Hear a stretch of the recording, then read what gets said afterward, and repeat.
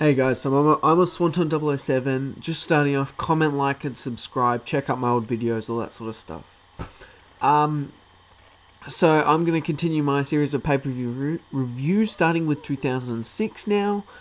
And we've got New Year's Revolution 2006. Now, at the moment, 3 matches in, I'll give you my opinions so I don't...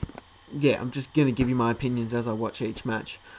So the pay-per-view started with an Intercontinental Championship match between Ric Flair and Edge. Now, nothing real special in this one. It only went for 7 minutes, which was disappointing. They had a TLC match on Raw, which I really felt should have been on this pay-per-view to really boost it. Maybe taking out the Gregory Helms match or the Shelton Benjamin Viscera and given that one some time and put the TLC match on pay-per-view, because that would have really made this a lot better. But it ended in DQ after Lita comes in and fucks about and whatever. And then Edge comes in, knocks him over the head. Ric Flair starts bleeding. Then Edge beats down Ric Flair. Is essentially what happened. So I've given that match a 2.5 stars. Then we've got the Women's Championship match, which was it was a really good Women's Championship match. I thoroughly enjoyed it. It did exactly what you want a women's match to do. There was no botches. There was almost no botches. It told a great story, and it was something that I very much enjoyed watching, and that I usually don't get that from a women's championship match. And I'm very much looking forward to their WrestleMania 22 match. Yeah, so I've given that match a 2.5 stars after Mickie went for the mid kick, and then Trish hit the Stratus faction.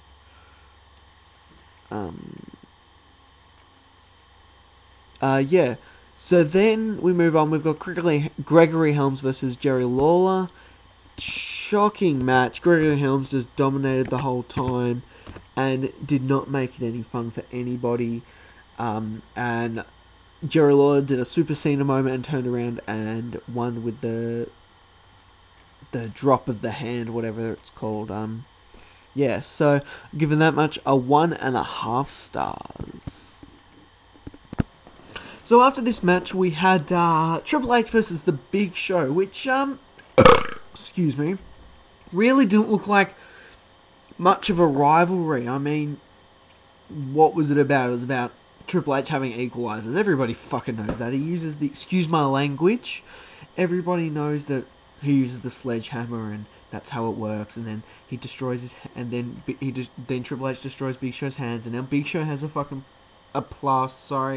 has a plaster on his hand, and that's his equalizer. But his match was actually better than I thought. I didn't think that Big Show was going to do much because of his size, and that he really can't compare. That he's never really had a good match before. I thought it was going to be like a 1-star, half-star match, something like that.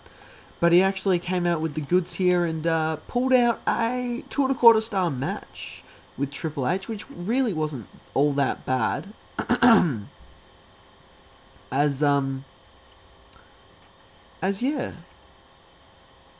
Which really wasn't all that bad, and the match ended through the match.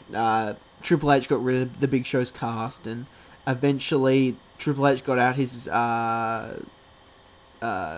sledgehammer. But something that was cool is Big Show broke the sledgehammer in half, which was pretty cool. Pretty obviously gimmicked, I reckon. But still, it was a good little segment in there where he's cut it in half, and it was entertaining. So the match ended when Big Show goes for the left-handed chokeslam because his right hand's broken, and then Triple H hits him in the head with the sledgehammer. And that's how the match... then Triple H hits the pedigree, and that's how the match ends. 2.25 stars. Alright. Yeah, okay, moving on. The next match was Shelton Benjamin versus Viscera. Shelton Benjamin's mum was there. This was an absolute shocking match. I got so annoyed. Excuse me. Shelton's mum just kept going on and on and on, and it just made that match unbearable to watch. Shelton Benjamin got the win, which is good, after his mum knocked Viscera in the head with a handbag, and then Shelton Benjamin hit his finisher for the win. 1-star match. Let's move on. So the next match was the Bra and Panties Gauntlet match with Maria, Candice, Michelle, Torrie Wilson, Victoria, and Ashley. This was an absolute shocker. The only good thing about it was Mae Young came out and did a little segment, which was pretty cool. It's always good to see Mae Young. It was a bit of a funny spot, even though the gimmick's sort of getting old. You know, it's still funny. I've given that match a dud.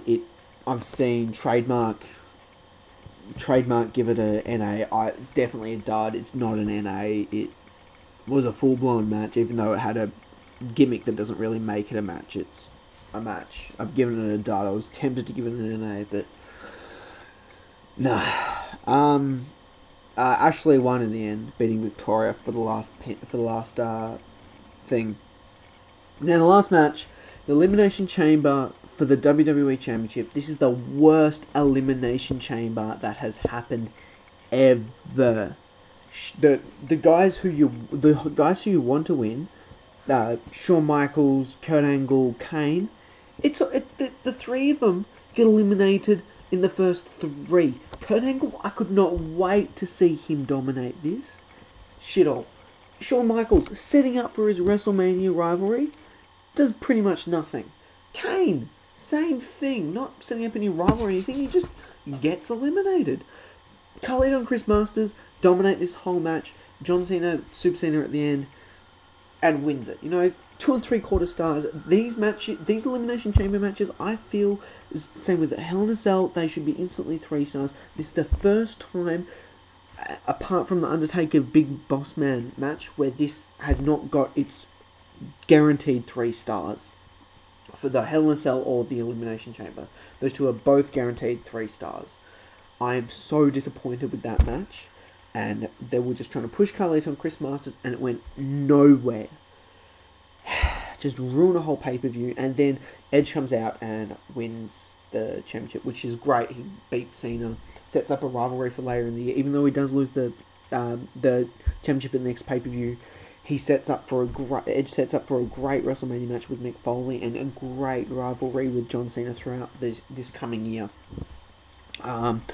Even though I'm not happy with John Cena versus Triple H, it was a shithouse match. We're about to watch it and review it very soon, guys. So, guys, I'm a Swanton. We have had the worst Elimination Chamber on this pay-per-view.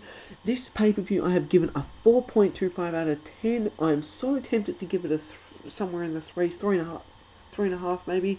I might change it soon, so it's either going to be a 4 or a 3.5, okay, guys? So, I'm a Swanton. Comment, like, and subscribe. Thank you.